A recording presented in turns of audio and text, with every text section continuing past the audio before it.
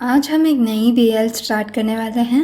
ये एक Chinese BL है जिसका नाम है justice in the dark. Initially ये शो 2023 में रिलीज़ हुआ था, पर 8 एपिसोड्स के बाद इसके रिलीज़ को कैंसिल कर दिया था और अब ये एक जापानीज़ नेटवर्क पे फिर से रिलीज़ हो रहा है। ये शो एक नॉवल पे से अडेप्टेड है जिसको प्रीस्ट ने लिखी है। ये नॉवल का नाम है साइलेंट रीडिंग। जो नॉवल है वो एक क्राइम नॉवल है, पर उसे अडेप्ट करने में टीवी शो ने कुछ लिबर्टीज़ ली है और उसकी वजह से स्टोरी अब एक साईफाई सेटिंग में है। अडेप्टेशन में कैरेक्टर्स के नेम्स भी चेंज हुए हैं, जैसे कि इस शो में जो कैरेक्टर है पेइसू, उसका नॉवल में नेम है फेदू, और शो में जो कैरेक्टर है लुओ वेई जाओ, उसका बुक में नाम है लाओएंसो। शो में है ताओज और नॉवल में है ताओरान। पेइसू और लुओ वेई जाओ ये हमारे मेन कैरेक्टर्स हैं। माइंड यू, अगर मैं कभी कभी उनको फेदू या लुओवेंसो बुलाऊं तो प्लीज़ फॉरगिव मी। मुझे उनका नाम अलग तरीके से रीड करने की आदत है because I have read this novel, और नॉवल बहुत अच्छी है और मैं अभी कुछ स्पॉइल करना नहीं चाहती, otherwise I would talk more in depth about this. So let's just jump into the show. ये शो में न्यू सिविलाइजेशन का ईयर बताया गया है 253। कितने लोग एक जेनेटिक म्यूटेशन के साथ पैदा होते हैं जिसकी वजह से वो जेनेटिक क्रिमिनल्स बनते हैं, और ये एक बहुत ही यूनिक प्रॉब्लम है उनकी सिविलाइजेशन के लिए। हम न्यूज़ रिपोर्ट्स देखते हैं, बहुत सारे लोग जेनेटिक स्क्रीनिंग में मानते हैं। वो चाहते हैं कि ये जो जेनेटिक क्रिमिनल्स हैं उन्हें पहले से आइडेंटिफाई किया जाए। शिंजो गवर्नमेंट ने 2 साल पहले एक जेनेटिक स्क्रीनिंग बिल अनाउंस किया था ताकि वो जेनेटिक क्रिमिनल्स को आइडेंटिफाई कर पाए और उससे जो क्राइम रेट है वो कंट्रोल कर पाए। एक इवेंट की वजह से उन्हें पता चलता है कि 1.3% ऑफ पॉपुलेशन को ऐसा जेनेटिक म्यूटेशन है, और इस म्यूटेशन की वजह से वो एम्पैथी फील ही नहीं कर सकते। साइंटिस्ट उन्हें एपैथ्स या 0 डिग्री एम्पैथी कहते हैं। ये नई सिविलाइजेशन कर्स्ड है। ये जेनेटिक म्यूटेशन वाले लोग वो नेचुरली क्रिमिनल्स और सीरियल किलर्स बनते हैं।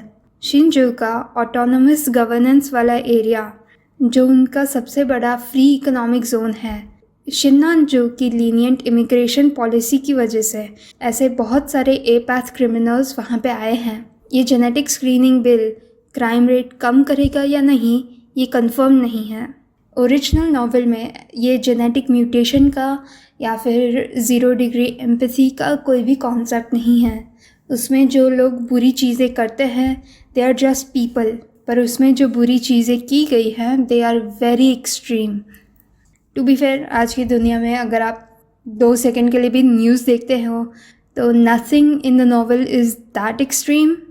एटलीस्ट मुझे तो ऐसा कुछ एक्सट्रीम नहीं लगा। पेइसू एक थेरेपिस्ट के पास गया होता है। वो पूछती है 0 डिग्री एम्पैथी, तुम्हें ये टॉपिक में इंटरेस्ट है ना?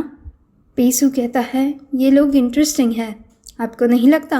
एक गामा रे बर्स्ट की वजह से आज 1.3% लोगों में ऐसी जेनेटिक म्यूटेशन है जिससे वो बिल्कुल भी किसी के साथ एम्पैथाइज नहीं कर सकते। शायद वो कोई भी इमोशंस फील नहीं कर सकते, शायद वो अपने इमोशंस शेयर नहीं कर सकते। ईदर वे वो लोग जेनेटिकली कोडेड हैं क्रिमिनल बनने के लिए।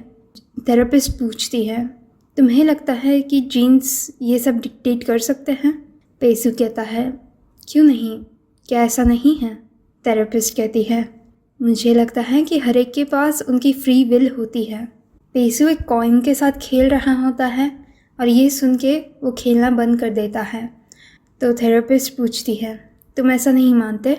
पेइसू स्माइल करता है सॉरी मिस बाय, आपने जो अभी कहा वो मुझे अपने एक फ्रेंड की याद दिलाता है। मिस बाय पूछती है तुम दोनों के बीच में क्या हुआ था? कुछ देर के लिए पेइसू कुछ नहीं कहता, फिर वो कहता है हम ऐसे ही होते हैं ना, ह्यूमंस, टॉलरेंस, ट्रस्ट, हम इन सब को वर्च्यूज़ मानते हैं। वैसे तो उसका भी फॉल्ट नहीं है। आफ्टर ऑल ऐसा कौन है दुनिया में जो एक हेरेटिक पे भरोसा करेगा? मिस बाय कहती है हेरेटिक, तुम उन्हें ऐसे देखते हो? पेइसू कहता है मैं हमेशा सोचता हूँ कि नॉर्मल लोग को वो कैसे लगते हैं। उनकी ये गिफ्ट से ये लोग सीरियल किलर्स या तो फिर मॉन्स्टर्स हैं। उनके थेरेपी सेशन का टाइम ख़त्म हो जाता है। पेसू मिस बाई को थैंक यू कहता है। वो खड़ा होता है और अपना जैकेट अपने हाथ में लेता है और जा रहा होता है। तब मिस बाई कहती है, पेसू मुझे ये बताओ, तुम अपने आप को कैसे देखते हो? पेसू टर्न होता है, आप इतनी भी चिंता मत कीजिए मिस बाई, ये सब सिर्फ रिसर्च के लिए है और मैं तो सिर्फ एक नॉर्मल अमीर इंसान हूँ। हम शिन्नानजू के बिल्डिंग्स पे लगाए हुए कुछ बिलबोर्ड्स देखते हैं। उसमें कितने चाहते हैं कि जेनेटिक स्क्रीनिंग बिल पास हो और उसके लिए वो लोगों को वोट करने का कह रहे होते हैं। और दूसरा एक बिलबोर्ड होता है जो कहता है कि ये जो एपैथ्स है उनके लिए आप थोड़ी एम्पैथी रखें। पेसू अपनी कार में एक रेडियो शो को सुन रहा होता है। वो अपने कॉइन के साथ खेल रहा होता है। उसे नोटिफिकेशन आती है।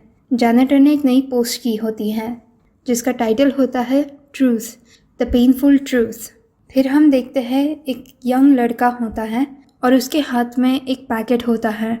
वो पैकेट को अपने एकदम पास रखता है जैसे कि उसे डर लग रहा है कि वो गिर जाए या पैकेट को कुछ हो जाएगा। हमें पता चलता है कि इसका नाम है ही सोंगी। हम देखते हैं कि एक आदमी अपनी टाई से वो लड़के को मार डालता है। फिर वो अपनी टाई नीटली फोल्ड करता है और अपनी पॉकेट में रखता है। हम देखते हैं कि पेसू अपने घर पे आता है। उसके हाथ में एक लिलीज का बुके होता है। अगली सुबह न्यूज़ रिपोर्ट आ रही होती है कि शाइची में एक और मर्डर हुआ है। ये एरिया का ये 4th मर्डर है। शिनजू गवर्नमेंट का एक स्पोक्स पर्सन प्रेस को इंटरव्यू दे रहा होता है। कितने रिपोर्टर्स पूछ रहे होते हैं कि इन एरियाज़ को ऑटोनोमस रूल दिया है, इसकी वजह से ये सब हो रहा है। जो स्पोक्स पर्सन होता है वो क्लैरिफाई करता है कि उन्होंने इन 6 जगहों को ऑटोनोमस कंट्रोल दिया था क्योंकि इन सब जगहों का कल्चर अलग है। शिनडोंग ये शिनजू का कॉमर्शियल और कल्चरल हब है और नानवान डिस्ट्रिक्ट में सारे इमिग्रेंट सबसे पहले आते हैं। कल्चरली और लिंग्विस्टिकली हर एक डिस्ट्रिक्ट का एक यूनिक फीचर है। ये सबको एक साथ डाल देने से प्रॉब्लम्स हो सकती हैं। रिपोर्टर्स पूछते हैं कि आप क्राइम के बारे में इतने चिल हो, इसी की वजह से क्राइम रेट इतना ख़राब है। उसकी ही वजह से इंटरनेशनल फेडरेशन ने स्पेशल इन्वेस्टिगेशन डिपार्टमेंट सेटअप किया है। अब लोकल पुलिस से लोगों का भरोसा हट गया है और वो स्पेशल इन्वेस्टिगेशन डिपार्टमेंट पे ज़्यादा भरोसा करते हैं। कॉमन लोगों को लगता है कि स्पेशल इन्वेस्टिगेशन डिपार्टमेंट ही उनके लिए आखिरी होप है। आप इसके बारे में कुछ कहना चाहोगे? स्पोक्स पर्सन कहता है, ये कंफर्म नहीं है कि ये सब क्राइम एपैथ्स कर रहे हैं और स्पेशल इन्वेस्टिगेशन डिपार्टमेंट्स वही केसेस एक्सेप्ट कर सकता है जो उनके स्कोप के अंदर हैं, यानी कि मेजर क्राइम्स। शांग चाओजिन जो स्पेशल इन्वेस्टिगेशन डिपार्टमेंट में हेड होता है वो अपने सबॉर्डिनेट को कॉल करता है। उनका कॉल ताओज़ो पिकअप करता है। वो पूछते हैं कि लुओ वेइजो कहाँ पे है, कि लुओ वेइजो को मुझे मिलने को भेजो। ताओज़ो कहता है कैप्टन लुओ वो अभी आए नहीं हैं। चीफ जांग कहते हैं, ये इडियट, इसे पता है वो किसके लिए काम कर रहा है, ये पूरा दिन बकवास करता रहता है। ताओज़ो कहता है, वो जैसे ही आते हैं मैं उन्हें आपकी ओर भेजता हूँ। हम देखते हैं कि लुओ वेइजो साइकिल पे आ रहा है। वो नोटिस करता है कि एक आदमी एक लड़की का पर्स चुराने का ट्राई कर रहा होता है। वो अपनी साइकिल को स्टैंड पे रखता है और डिक्लेयर करने लगता है, एसआईडी के protocol article number 4 clause number 16 sub clause number 24 जो शिनजू के सारे डिस्ट्रिक्ट में अप्लाई होता है, उसके हिसाब से वायलेंस से ली गई किसी की प्रॉपर्टी या फिर इलीगल कोहर्शन के लिए तुम्हें अरेस्ट किया जा सकता है। जो चोर होता है वो उसके सामने नाइफ पॉइंट करता है, तुम्हारा इससे क्या लेना देना, अपने काम से काम रखो। लुओ वेइजो उसे स्माइल करता है। चोर उसे अटैक करने का ट्राई करता है और स्क्रीन कट हो जाती है। हम देखते हैं लुओ वेइजो फिर से अपनी बाइसिकल पे है और उसने चोर को एक डोरी से बांधा हुआ होता है और वो उसके पीछे भाग रहा होता है। उसे पुलिस ऑफिसर दिखते हैं तो वो चोर को उन्हें दे देता है और कहता है, मैंने उसे अरेस्ट कर लिया, आगे का तुम हैंडल कर लेना। वो लोग क्राइम सीन पे जा रहे होते हैं पर उनका जो रास्ता होता है वहाँ से एक कार नहीं जा सकती, सो वो लोग थोड़े दूर कार पार्क करते हैं और वो लोग अंदर जाते हैं। लुओ वेइजो पूछता है, हमें विक्टिम का आईडी पता है? लांग चियाओ कहती है, उसका नाम है ही सोंगे, मेल 18 ईयर्स ओल्ड। वो एक्स आइलैंड से है और यहाँ पे जॉब करता है एज अ डिलीवरी मैन। हम अभी भी कॉज ऑफ डेथ डिटर्मिन कर रहे हैं। उसका time of death 8 to 11 PM के बीच में है यस्टरडे। उसकी बॉडी उसके घर के नज़दीक ही मिली है, तो इसीलिए विक्टिम को आइडेंटिफाई करना काफ़ी इजी है। लियो वेंसो पूछता है, ये सीरियल किलर की रूमर कहाँ से आ रही है? लैंग चियाओ कहती है, विक्टिम के सारे वैल्यूएबल्स ले लिए गए हैं। उसका फ़ोन गायब है और वॉलेट भी खाली है, और उसके फेस पे एक शीट ऑफ पेपर था जिसको सेलो टेप से चिपकाया था और उस पर लिखा था 100,000। लियो वेंसो पूछता है, 100,000 यानी कि पैसा? तुम्हारे पास फ़ोटो है? लैंग चियाओ उसे फ़ोटो देती है। लियो वेंसो देख के कहता है, इसे देख के तो ऐसा नहीं लगता कि गलती से गिर गया है। ऐसा लगता है कि जो किलर है उसने जानबूझ के उस पर टेप किया है। 100,000, ये क्या हो सकता है? वो तीनों क्राइम सीन पे पहुंचते हैं। लियो वेंसो सियो होंग लियांग को देख के उन्हें बुलाता है। सियो होंग लियांग वो ये डिस्ट्रिक्ट के डेप्यूटी डायरेक्टर है। वो उनके पास आते हैं, तब लियो वेंसो नाटक करता है कि ये स्मेल कहाँ से आ रही है। बेसिकली लियो वेंसो उसे चिढ़ा रहा होता है कि आप बड़े आदमी ऐसी जगह पे कहाँ से आ गए। डेप्यूटी डायरेक्टर कहता है कि उसे आना पड़ा। लियो वेंसो कहता है कि ऐसे क्राइम सीन पे ना बहुत बुरा लक होता है, नहीं आपको ऐसा लगता? एकदम डार्क और डैंक है, किसी को भी यहाँ पे नहीं रहना। डेप्यूटी डायरेक्टर कहता है, यूजुअली मुझे यहाँ पे आने की ज़रूरत नहीं होती, पर मिनिस्ट्री ऑफ सुपरविजन ने मुझे बुलाया है और वो किसी और को भी भेजने वाले हैं। लगता है वो यहाँ की सिक्योरिटी मेजर से खुश नहीं हैं, इसीलिए मैं खुद आया हूँ। लियो वेंसो कहता है, हम खुश नहीं हैं? ऐसा तो हो ही नहीं सकता। ये लीजिए, अपना मूड अच्छा कीजिए। वो उसे एक सिगरेट देता है, पर डेप्यूटी डायरेक्टर नहीं लेता। लियो वेंसो कहता है, चीफ सांग ने मुझे ऑनलाइन रूमर्स के बारे में कहा था, तो फिर पब्लिक प्रेशर की वजह से हमको भी यहाँ आना पड़ा। आई एम श्योर आपको तो पता होगा कि ये कितना टची सब्जेक्ट है शिंचो में, ये सब एपाथ क्रिमिनल्स। लेकिन सब ऑनलाइन बोल रहे हैं, इसका मतलब ये नहीं कि ये एक जेनेटिक क्राइम है। मुझे नहीं लगता ना, डेप्यूटी डायरेक्टर कहता है। वही तो, एक एपाथ क्रिमिनल, ये सब ऑनलाइन लोगों का बकवास है। मेरे हिसाब से तो ये तो किसी उसके जान पहचान वाले ने ही किया होगा। देखो तो सही, इतना कॉम्प्लेक्स लेआउट है, कोई बाहर का होगा तो उसे यहाँ का तो नॉर्थ और साउथ का डिफरेंस भी पता नहीं चलेगा। लियो वेंसो कहता है, एग्जैक्टली, हम भी एकदम गुम हो गए थे, है ना? वो बाकी दोनों को पूछता है, वो दोनों जल्दी से अग्री करता है, हाँ वही तो।